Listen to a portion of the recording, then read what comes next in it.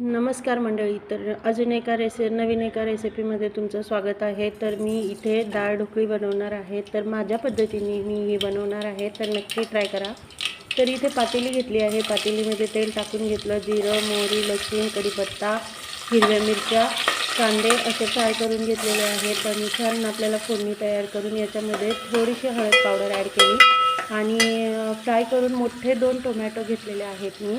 तर ते टोमॅटोही टाकून घ्यायचे आहेत आणि छान आपल्याला शिजून घ्यायचं आहे. छान मऊ होईस्तोवर आपल्याला हा टोमॅटो शिजून घ्यायचा आहे. तर मग मी छान फोडणी तयार करून घेतली आणि इथे मी डाळ आधीच शिजून घेतलेली होती. तर मी ती डाळ इथे ॲड करून घेतली आणि छान वरण आपल्याला करून घ्यायचं आहे.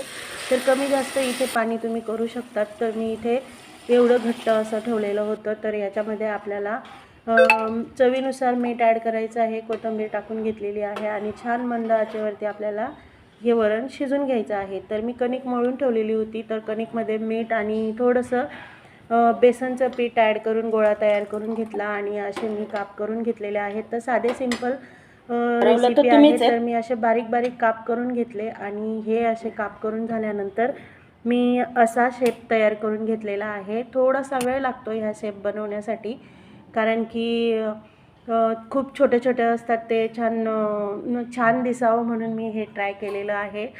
तर मुलांनाही छान वाटतं. थोडासा वेळ जातो पण खायला पण छान वाटतं, मुलांना आवडतं. तर आवडीने खातात मुलं. तर मग मी सगळे ते असे शेप तयार करून मी छान डाळीमध्ये टाकून घेतलं आणि बाजूला शिजायला ठेवलेलं आहे. तर इथे मी तडका पॅन घेतलेला आहे. तडका पॅनमध्ये तेल टाकून घेतलं. जिरं, मोहरी, लसूण. तर मी इथे भरपूर प्रमाणात लसूण घेतलेला आहे आणि 2 ते 3 चम्मच मी लाल मिरची पावडर ॲड करून त्याच्यामध्ये कोथिंबीर टाकली आणि मीठ टाकून छान हा तडका तयार करून घेतलेला आहे. तर खूप खमंग असा हा तडका तयार होतो. छान टेस्ट येते याच्यामुळे डाळ ढोकळीला. तर मग आपले डाळ ढोकळी पण तयार झालेली होती. छानपैकी वाफून झालेले होते, बघू शकतात तुम्ही.